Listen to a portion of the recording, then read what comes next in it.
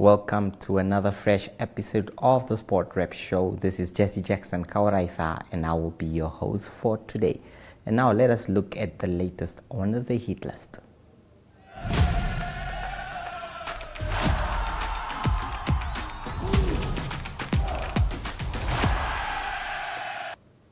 We start off with the Namibia Chess Federation, which has been on a roll. A 26-member Namibian Chess Federation NCF team of young prodigies departed yesterday to represent the country at the African Schools Individual Chess Championships taking place from today until 29 May in Mombasa, Kenya.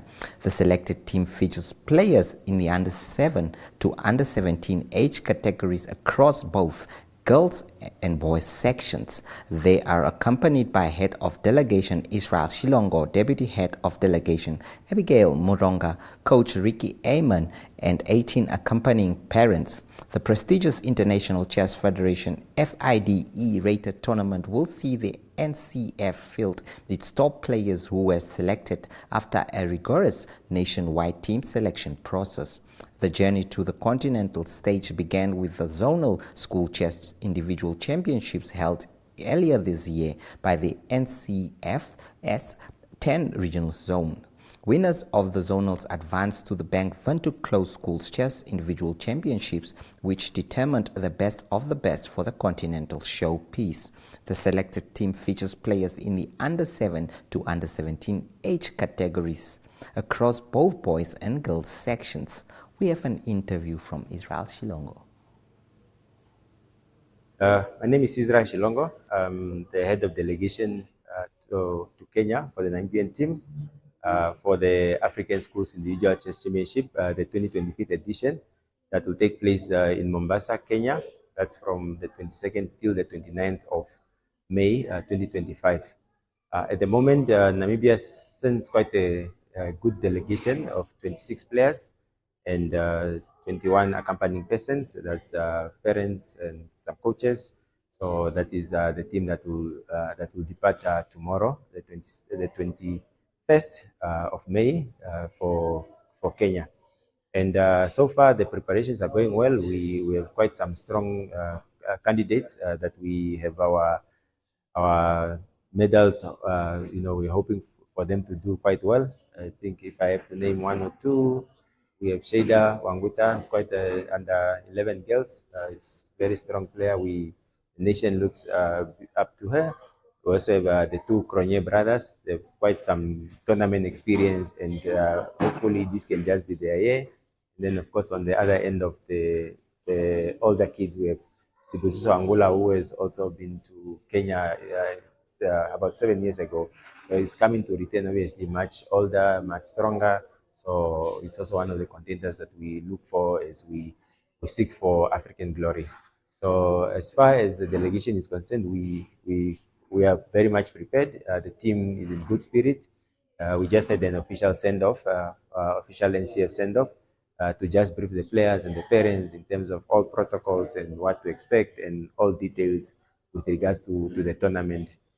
From our side, I think it was, of course, a challenging, experience, but nonetheless, we ensured that each and every player is able to go, and we had hoped to have more players. There were over 50, but of course, due to a lack of funds, we could not send all, and we hope that next year or other continental events, we can have companies that can come on board and ensure that these kids are supported well for the games of chess. So they will play about 7-8 rounds, and that is over a period of 6 days. And then the team will come back to Windhoek on the 20. They will arrive on the 30th of May, and yeah, we hope that it will be a good one, and we trust that the players will do their best.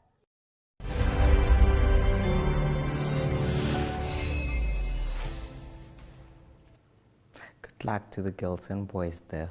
Well, the mayor of the city of Windhoek, Neshihafela Laranja, was also there and shared this message for those that were going to compete into the competition. Appointed by the attendance of the COSAFA Under 17 Girls Championship. It was really poorly attended. I don't really want to blame this on the distance. It was hosted at Hage Geingob Sports Stadium. Well, maybe the distance. However, the marketing was poorly done. Not everyone was aware of such games taking place. And then again, the community could have been assisted to attend the game. And I actually, by myself, I don't want this to repeat itself, where only people from our neighboring countries are actually attending the games, and Namibians are very few. It came out that there is marketing will be done in such a way that the residents of Windhoek, as well as the whole of Namibia, they are aware of the game, so they are able to attend the game. And I also want us to make sure that our business community are also aware of the crowdness that will be in the city during that time, so they perhaps extend their trading hours and also think of other ventures that they can bring about during that time, that period of the games. Honorable Kwenani, economic development, we should not actually take this lightly. Let's try and come up with something. Recently, I engaged the CBD property owners that are really crying of a dying CBD. And I believe once they are also involved in this, or they are made aware of these games, it might be an opportunity for them also to create something, to reach out and to volunteer in some areas where they are making sure that the feed actually increases in the CBD during that time. That is something that we also need to think of, how we're going to reach out to them. They might really volunteer. Some platforms, venues, because all what they want is the increase of people.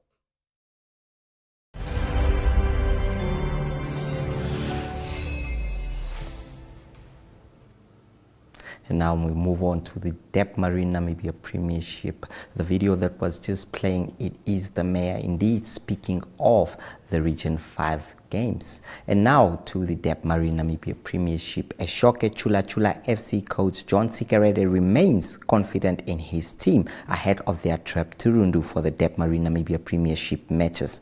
The team will face Kukatops and Julinho Sporting this weekend in what is expected to be a tough trip to the northeast of the country. They will first face Kukatops on Saturday before completing their double-header weekend against Julinho on Sunday. Speaking to Sport Rep yesterday, the coach expressed confidence in the team as they prepare to travel to Rundu. Chula Chula are currently lingering in 7th position from the 25 matches they have played so far.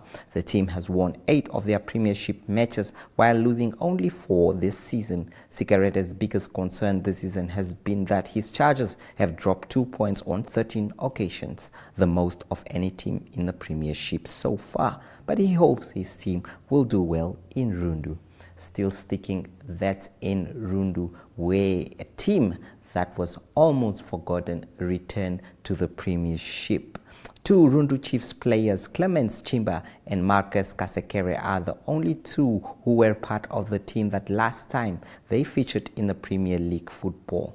The club, which recently rose from the depths of despair and wilderness, has once again found its path back to elite Namibian football after gaining promotion. The Rundu-based team secured their promotion to the 2025-26 season after beating Shooting Stars 3-0 to finish top of the Northeast Stream First Division.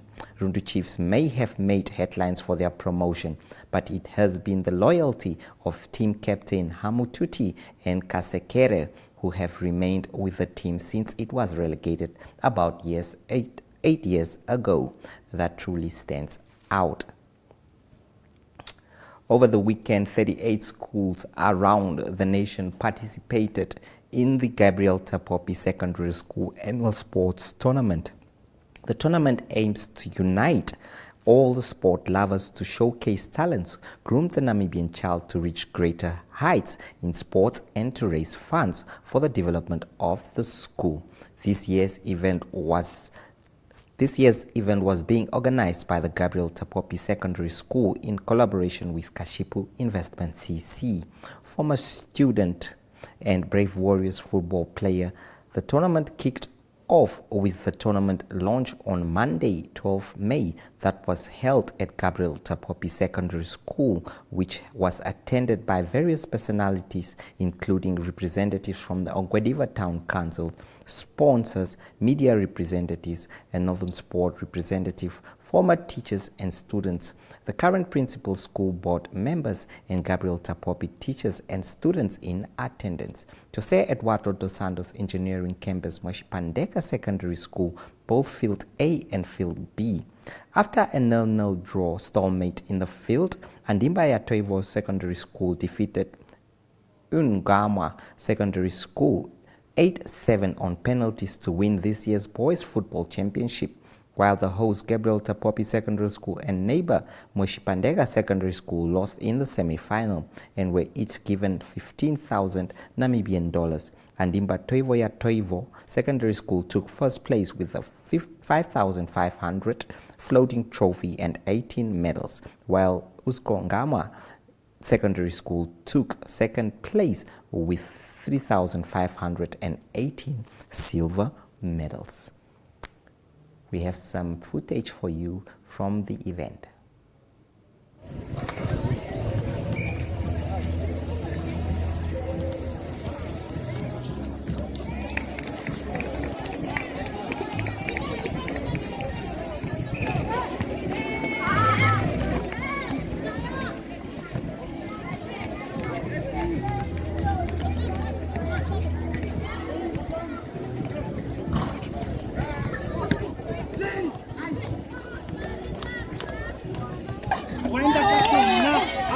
Wenda kasona.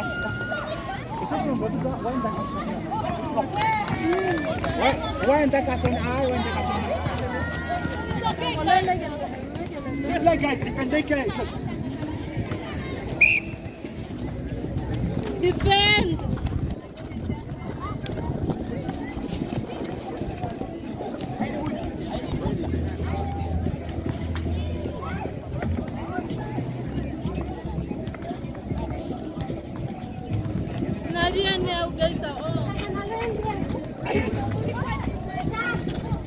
Space out! Oh!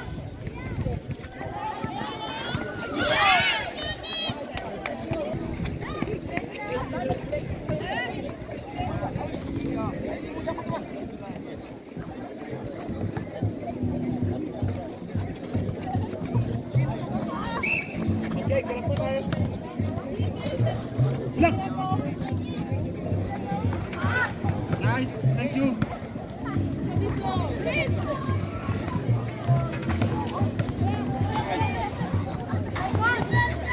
Slow down! Oh. Why? It was last year since this song Just event exclusive. is still holding the title.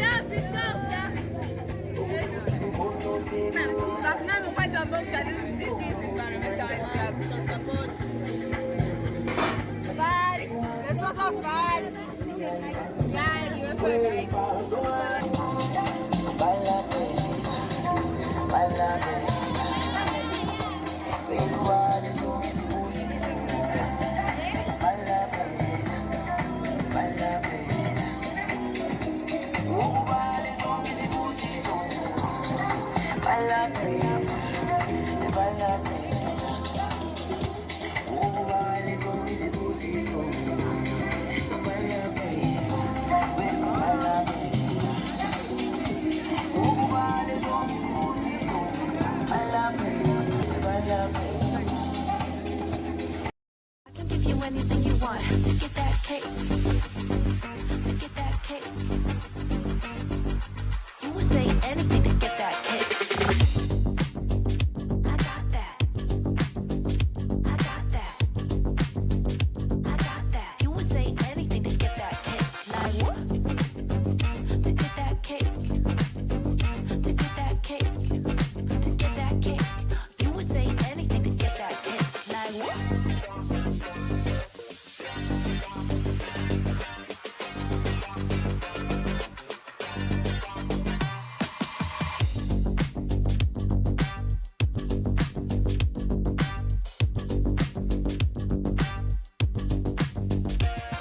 Like what? I got that. I got that. I got that. You would say anything to get that cake.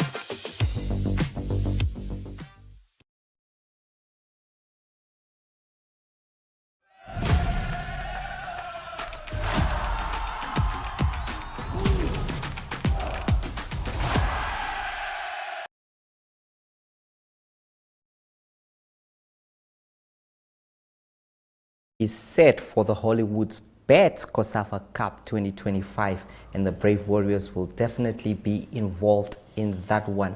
Once again, they have been drawn in a tough group: Angola, Namibia, Malawi, and Lesotho. There are also other groups, as you can see: South Africa, Mozambique, Mauritius, and then Morocco, Madagascar, Zambia, Comoros, Botswana are in Group D, of course. And now Namibia and Angola are no strangers to each other. Brian Munango, who is joining me here, he's also one of the presenters of the show, but today he will be my guest, man. It feels quite strange having you on the other side of the table. It really does, Jesse, but thank you for having me on your show. It's usually, Wednesdays is usually for you, but yeah, thank you for having me join you on this wonderful segment, yeah. Yes, looking at the group there, we can have a look at the group, how it looks. You can see there Namibia drawn against Angola, Malawi, and Lesotho. It will be indeed a repeat, definitely, where they were drawn against each other.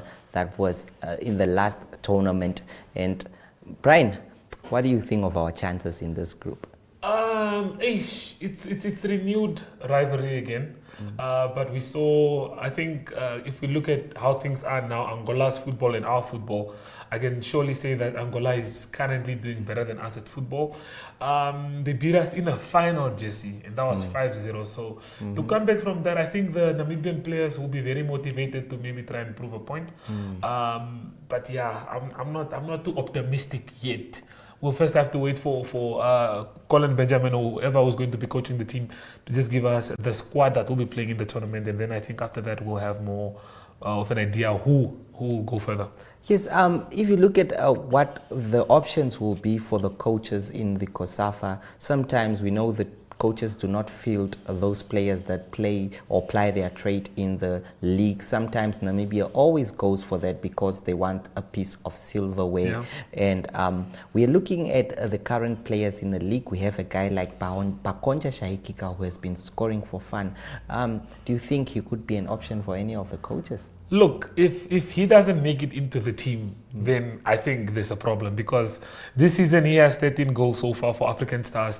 He's been a breath of fresh air in the Demarin Premiership. And we've been having the disputes with the strikers like the Awilo Stefanes, the who. But I think this guy could definitely bring some life into the Brave Warrior side. So I'm looking forward to seeing him make it into that team. If he doesn't, I'll be very surprised. Well said, Brian. Let's go again to the group. We're playing Angola. Angola humiliated us in the final. They did. Yes, they did. And definitely it was not a good scoreline that day to lose in the final. Well, this time around, we are once again up against them. But apart from Angola, looking at sites like Malawi and Lesotho, we have met them on a couple of occasions and they have given our team headaches. So what do you just make general overall about Group B? Do you think we're going to go out of it? I think we can survive. Malawi will definitely be giving us a run for our money. And before I leave, Jesse, I think we're ruling out the one team that I think is the most dangerous team in the group, which is the invited team, the Morocco side. Yes, that's one thing I was going to touch on it before you leave. Of course, I know, because Malawi, Morocco per se. Obviously, this tournament always has invitations, and they invite teams that are not part of the southern region. And Yes. this time we have the Moroccans. What a way to have them, and what a time! Look, I think it's very exciting that they decided to invite Morocco to come join us in this tournament. And you know, the teams like Morocco, Egypt, Algeria, those teams have been performing very well because of the international players that they have in their squads. But this we know it's only the local players. So I think it will be a breath of fresh air, and I'll love to see how Morocco fights it up with the big boys. Yes, we'd love to see that indeed. Manchester United, well, losing yesterday, that was by a goal to 0 to Tottenham Hotspurs in the Europa League final. I'm sure our international correspondent Ari Hougaard will lead us into that in the international news segment. From me, Jesse Jackson Kauraitha, and my guest here, Brian Munango, it is goodbye.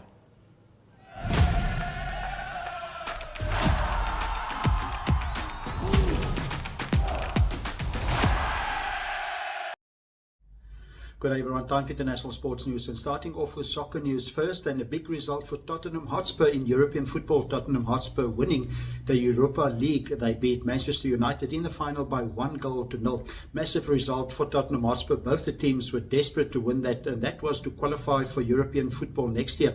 Both of them very low on the English Premier League at the moment, 16th and 17th respectively out of the 20 teams. So not a good season to qualify for Europe, but the winner of this title qualified for the Champions League. And that is Tottenham Hotspur that will play Champions League in the next season. No Champions League, no European football then for Manchester United, with a difficult season that continue for them. What happened in the game was, it was in the 42nd minute, the only goal that was scored, Tottenham Hotspur winning 1-0. It was Brennan Johnson that scored the winner in the 42nd minute. That was for Tottenham Hotspur to win the title. Both teams in action for the last game of the English Premier League this coming Sunday. It is Tottenham Hotspur that will play against Brighton, and it's Manchester United that's got a home game against Aston Villa. Moving on to tennis news, it is the Hamburg Open that continues, and the number 1 and 2 seed in the tournament out of the tournament. Big surprises there, and it's still early in the tournament, the round of 16. It was Alexander Zverev, number 1 seed, knocked out in the tournament by Alexander Müller. He is from France in 3 tough sets, 6-3, 4-6 and 7-6, but number 1 seed out of the tournament. And then also number 2 seed also lost, that is Francis Tiafoe of the United 2-6-3, that is Tiafoe out of the tournament. Better result for number 3 seed, that is Andrei Rublev. He beat Justin Engel from Germany. He beat him by 6-3 and 7-5. To close off today's international sports news, it is cycling news. Giro d'Italia that continues. It was stage 11. Tough stage, 186 kilometers into the mountains. They were climbing 3,812 meters, almost 3 kilometers, almost 4 kilometers that they climbed. And the winner there, Richard Carapaz from Ecuador, he won in a time of 4 hours, 35 minutes and 20 seconds. And he was 10 seconds ahead of second place. So that is the overall leader, Isaac Del Toro. So Isaac Del Toro of Mexico, being second in stage 11, retains his overall lead in the general classifications. His combined time for all the stages, 38 hours, 47 minutes and 1 second.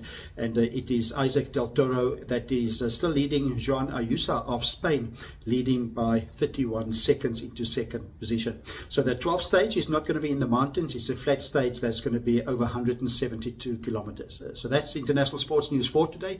Hope you have a great sport day. We talk international sport again tomorrow. Goodbye.